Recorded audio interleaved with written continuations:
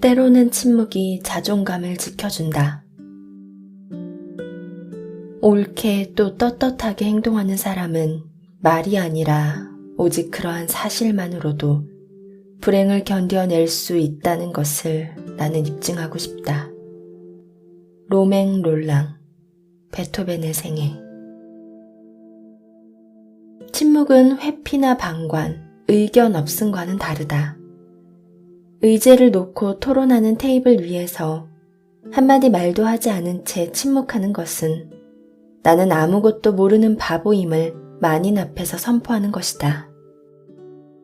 이때는 아무리 진부한 의견도 침묵보다는 낫다. 일상적인 대화에서도 침묵은 금물이다. 상대는 최선을 다해 자기 생각을 말하는데 꿀먹은 벙어리처럼 입을 다물고 있으면 원만한 인간관계를 유지할 수 없다. 하지만 반대의 경우도 있다. 합리적인 근거가 없는 상대방의 비난에 대해서는 침묵이 오히려 자존감을 지켜주는 방패가 되기도 한다.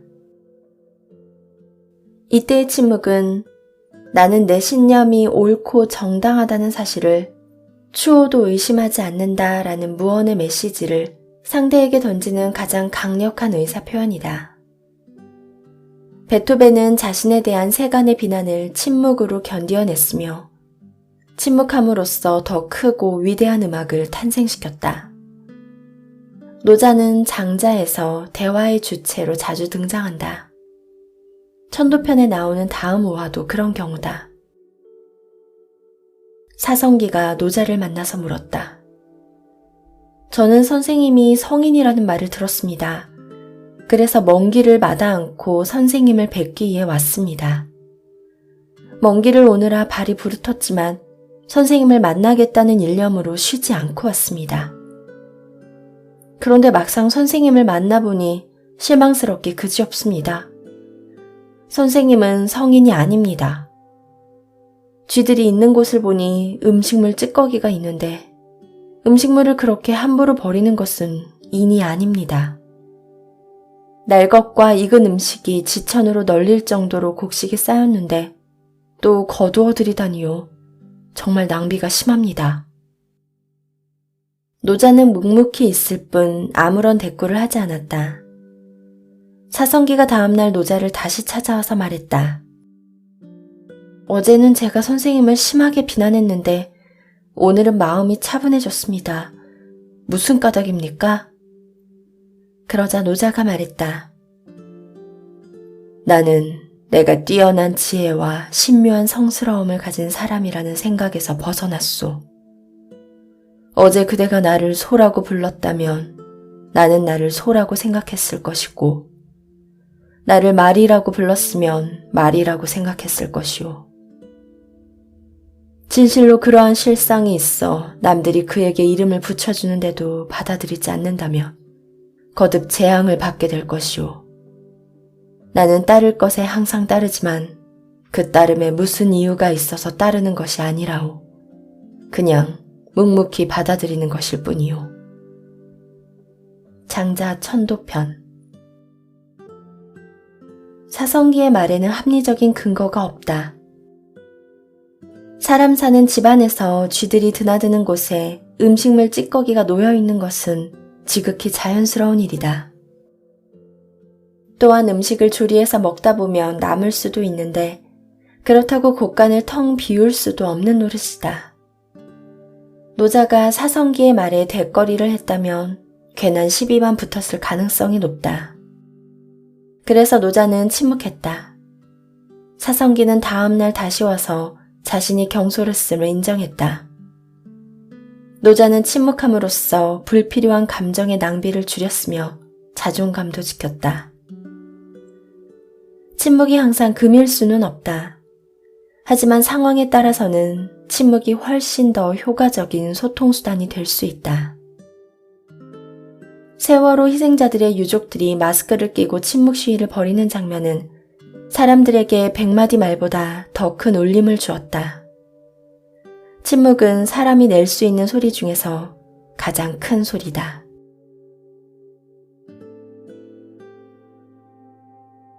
있는 그대로를 인정하고 받아들여라. 있는 그대로가 좋다. 있는 그대로를 받아들이는 게 좋다. 있는 그대로를 받아들이고 발전하는 내가 좋다.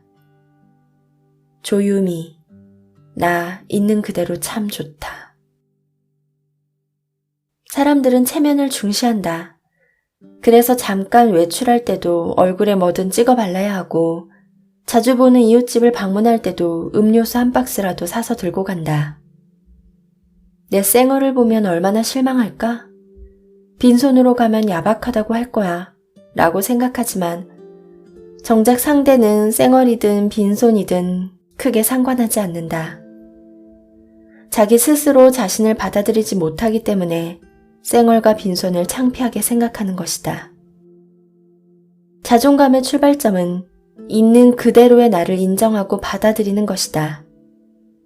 인정하고 받아들이지 않으면 나 스스로를 내가 존중할 수 없기 때문이다. 자존감은 외부 환경이나 주변의 시선에 의해 영향을 받기도 하지만 자신의 모습을 스스로 인정하고 받아들이는 태도에 의해 더 많은 영향을 받는다. 자존감을 갉아먹는 것은 타인이 아니라 자기를 믿지 못하는 스스로에 대한 불신감이다. 있는 그대로를 인정하고 받아들인다는 말은 들었으나 천하를 다스린다는 말은 듣지 못했다. 있는 그대로를 인정한다는 것은 천하 사람들이 그 본성을 어지럽히는 것을 염려하는 것이고 있는 그대로를 받아들인다는 것은 천하 사람들이 그 덕을 떠나는 것을 염려하는 것이다. 천하 사람들이 그 본성을 어지럽게 하지 않고 그 덕을 떠나지 않는다면 굳이 천하를 다스릴 일이 뭐가 있겠는가? 옛날 요임금이 천하를 다스릴 때는 사람들이 흔쾌히 본성을 즐기게 했으니 이는 사람들의 마음을 들뜨게 한 것이다. 반대로 거림금이 천하를 다스릴 때는 사람들이 고달파하고 힘들어했으니 이는 사람들의 마음을 착 가라앉게 한 것이다. 도의 입장에서 보면 요임금의 치세나 거림금의 치세나 둘 다 덕치라고 말할 수 없다. 무위가 아니기 때문이다. 덕이 아니면서 오래 갈 수 있는 것은 천하에 아무것도 없다. 장자 제유편. 장자의 사상을 한마디로 압축한 무위자연은 있는 그대로를 인정하고 받아들인다는 의미다. 자연은 꾸미지 않는다. 봄에 피는 꽃이 아름답다고 사계절 내내 그 모습을 고집하지도 않고 앞서가는 강물이 느리게 흐른다고 뒤따라오는 강물이 빨리 가라고 재촉하지도 않는다. 입사 시험이나 승진에 실패한 내 모습이 부끄럽다고 나를 다르게 꾸밀 필요는 없다. 백수면 백수, 만년과장이면 만년과장. 있는 그대로의 내 모습을 인정하고 받아들여야 인간관계가 위축되지 않고 자존감도 떨어지지 않는다. 백수에게는 백수의 삶이 있고 만년과장에게는 만년과장의 삶이 있다. 있는 그대로의 삶을 즐기면서 또 다른 내일을 준비하는 것이 삶을 대하는 현명한 자세이고 그러한 마음가짐으로 살아야 백수도 탈출할 수 있고 승진도 할 수 있다.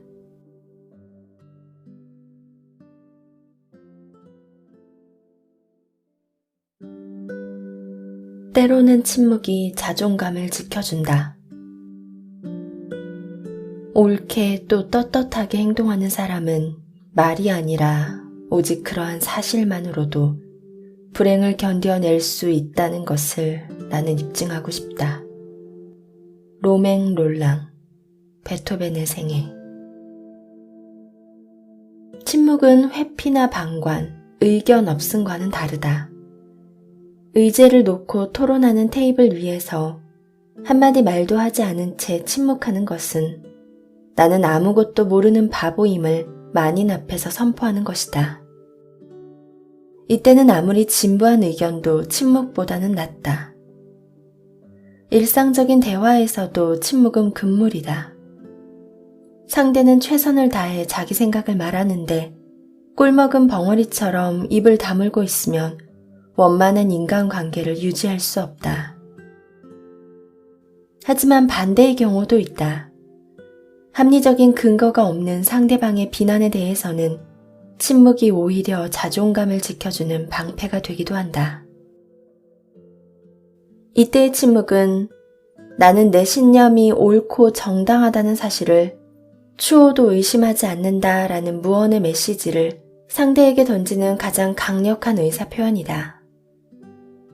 베토벤은 자신에 대한 세간의 비난을 침묵으로 견디어냈으며 침묵함으로써 더 크고 위대한 음악을 탄생시켰다. 노자는 장자에서 대화의 주체로 자주 등장한다.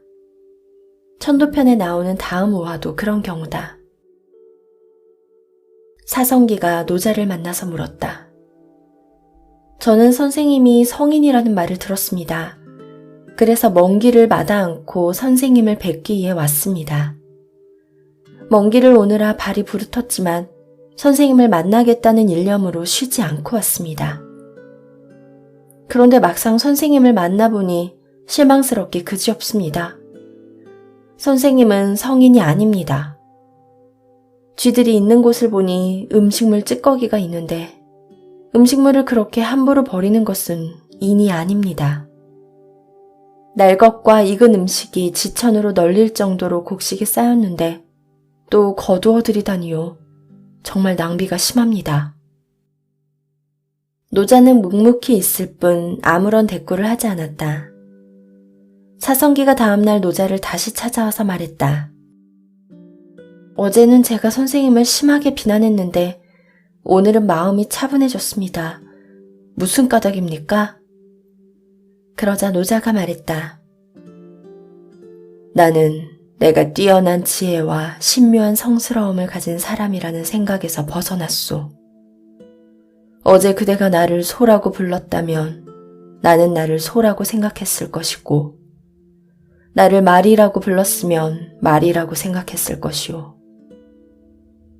진실로 그러한 실상이 있어 남들이 그에게 이름을 붙여주는데도 받아들이지 않는다면 거듭 재앙을 받게 될 것이오. 나는 따를 것에 항상 따르지만 그 따름에 무슨 이유가 있어서 따르는 것이 아니라오. 그냥 묵묵히 받아들이는 것일 뿐이오. 장자 천도편. 사성기의 말에는 합리적인 근거가 없다. 사람 사는 집안에서 쥐들이 드나드는 곳에 음식물 찌꺼기가 놓여있는 것은 지극히 자연스러운 일이다. 또한 음식을 조리해서 먹다 보면 남을 수도 있는데 그렇다고 곳간을 텅 비울 수도 없는 노릇이다. 노자가 사성기의 말에 대거리를 했다면 괜한 시비만 붙었을 가능성이 높다. 그래서 노자는 침묵했다. 사성기는 다음날 다시 와서 자신이 경솔했음을 인정했다. 노자는 침묵함으로써 불필요한 감정의 낭비를 줄였으며 자존감도 지켰다. 침묵이 항상 금일 수는 없다. 하지만 상황에 따라서는 침묵이 훨씬 더 효과적인 소통수단이 될 수 있다. 세월호 희생자들의 유족들이 마스크를 끼고 침묵 시위를 벌이는 장면은 사람들에게 100마디 말보다 더 큰 울림을 주었다. 침묵은 사람이 낼 수 있는 소리 중에서 가장 큰 소리다.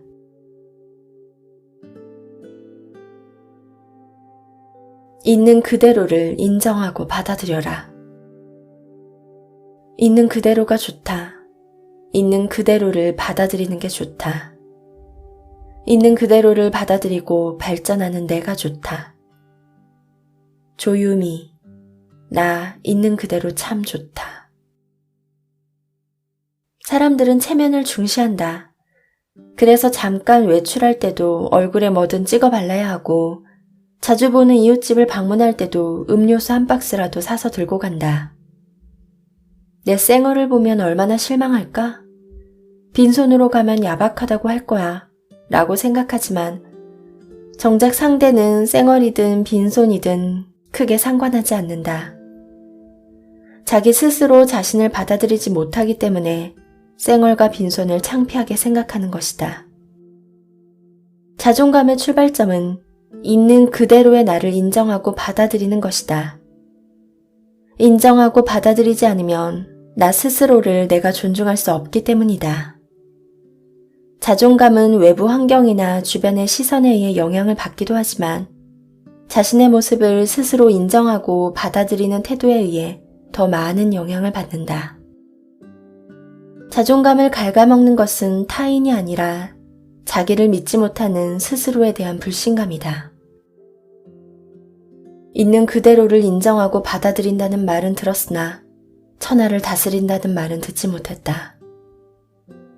있는 그대로를 인정한다는 것은 천하 사람들이 그 본성을 어지럽히는 것을 염려하는 것이고, 있는 그대로를 받아들인다는 것은 천하 사람들이 그 덕을 떠나는 것을 염려하는 것이다.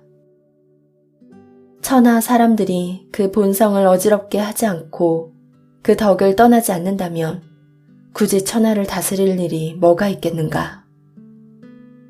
옛날 요임금이 천하를 다스릴 때는 사람들이 흔쾌히 본성을 즐기게 했으니 이는 사람들의 마음을 들뜨게 한 것이다. 반대로 거림금이 천하를 다스릴 때는 사람들이 고달파하고 힘들어했으니 이는 사람들의 마음을 착 가라앉게 한 것이다. 도의 입장에서 보면 요임금의 치세나 거림금의 치세나 둘 다 덕치라고 말할 수 없다. 무위가 아니기 때문이다. 덕이 아니면서 오래갈 수 있는 것은 천하에 아무것도 없다. 장자 제6편. 장자의 사상을 한마디로 압축한 무위자연은 있는 그대로를 인정하고 받아들인다는 의미다. 자연은 꾸미지 않는다. 봄에 피는 꽃이 아름답다고 사계절 내내 그 모습을 고집하지도 않고, 앞서가는 강물이 느리게 흐른다고 뒤따라오는 강물이 빨리 가라고 재촉하지도 않는다. 입사 시험이나 승진에 실패한 내 모습이 부끄럽다고 나를 다르게 꾸밀 필요는 없다. 백수면 백수, 만년과장이면 만년과장. 있는 그대로의 내 모습을 인정하고 받아들여야 인간관계가 위축되지 않고 자존감도 떨어지지 않는다. 백수에게는 백수의 삶이 있고 만년과장에게는 만년과장의 삶이 있다. 있는 그대로의 삶을 즐기면서 또 다른 내일을 준비하는 것이 삶을 대하는 현명한 자세이고, 그러한 마음가짐으로 살아야 백수도 탈출할 수 있고 승진도 할 수 있다.